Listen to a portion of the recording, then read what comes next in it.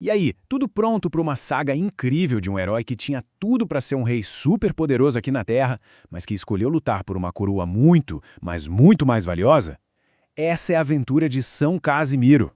E para a gente já começar essa história, fica aqui uma pergunta. O que será que faz um rei ser um rei de verdade? É uma coroa de ouro, cheia de pedras preciosas e poder? Ou será que é um coração de ouro, cheio de amor e de coragem? A jornada do nosso herói de hoje foi toda para responder essa pergunta. Então vamos lá. Nossa história começa há muito tempo, em 1458. Nasce um príncipe. O nome dele? Casimiro, filho do rei da Polônia. Imagina só, ele tinha de tudo: castelos, roupas chiques, muitas festas. Mas desde pequeno, com a ajuda do seu mestre, o bispo João, ele descobriu uma coisa. O coração dele não ficava feliz de verdade com todo aquele luxo. Ficava feliz com a oração, com as coisas simples. Ele era um príncipe com um coração diferente. Agora, todo herói tem uma fonte de poder secreta, não é? Pois é. Enquanto os outros príncipes treinavam com espadas e cavalos, a força do Casimiro vinha de outro lugar, da sua fé. Ele passava horas conversando com Deus em oração, pensava muito no amor de Jesus, fazia uns sacrifícios escondido para ficar mais forte por dentro, ajudava os pobres com tudo o que podia e tinha uma amizade muito especial com Nossa Senhora. Essa era a verdadeira armadura dele. E como em toda grande aventura, chegou a hora do nosso herói enfrentar as maiores provas. Ele não lutou contra dragões de fogo, não, mas contra uma coisa que podia ser até mais perigosa: as tentações do poder e da glória do mundo. Eram duas escolhas que iam definir o destino dele para sempre. E aqui vem o primeiro grande teste. Ofereceram para ele a coroa da Hungria. Pensa só, mais um reino para governar, mais poder, mais riqueza, mais glória. Só que o Papa, que é o guia da igreja, disse que aquela guerra pelo trono não era uma coisa certa. E agora? Casimiro podia ignorar tudo e pegar a coroa para ele ou obedecer a Deus.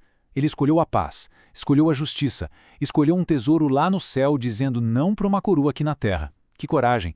E não parou por aí. Logo depois veio o segundo desafio: um casamento arranjado com a filha de um imperador poderoso. Isso significaria mais poder ainda, mais terras para o reino, mais luxo, mais festas. Mas o Casimiro já tinha feito uma escolha no coração dele. O seu coração pertencia inteirinho a Deus. Então, ele escolheu viver a castidade, uma aliança total com o céu, para ter o coração livre para amar e servir a todo mundo. Tá, mas por que ele fez essas escolhas tão difíceis? Porque o Casimiro entendeu uma coisa que o catecismo da igreja ensina pra gente. A felicidade de verdade, sabe, aquela que enche o coração e nunca acaba, ela não vem das coisas do mundo. Não tá nas riquezas, nem na fama, nem no poder. Ela vem de um único lugar, de Deus, que é a fonte de todo o bem e de todo o amor que existe. E olha só, não foi só uma decisão de momento, não. Para provar que era de verdade, ele precisou governar a Polônia por 4 anos inteiros, enquanto o pai dele, o rei, estava viajando. E sabe o que aconteceu? Ele foi um rei incrível, governou com muita justiça, cuidou dos mais pobres e não se deixou levar pelo poder. Ele provou que um coração de ouro é muito, muito mais forte que uma coroa de ouro. A jornada do Casimiro aqui na Terra foi bem curta. Com só 25 anos ele ficou doente e partiu para o céu. Mas calma, esse não foi o fim. Na verdade, foi só o começo da maior aventura de todas. Era a hora de ele receber a sua verdadeira coroa, a coroa de santo, aquela que nunca enferruja, lá no reino dos céus. E é por tudo isso que a gente chama o Casimiro de santo. Mas afinal, o que é um santo? Pensa assim, ó, é como um super-herói da fé, um amigo de Deus que já venceu a batalha final e agora vive lá no céu. O exemplo deles mostra o caminho para a gente ser melhor, e as orações deles nos ajudam, como um grande amigo que fica torcendo pela gente lá de cima. E sabia que para a igreja declarar alguém como santo existe todo um caminho? É como se fosse um processo com algumas fases. Primeiro, a pessoa é chamada de venerável. É quando a igreja reconhece que ela viveu de um jeito heróico.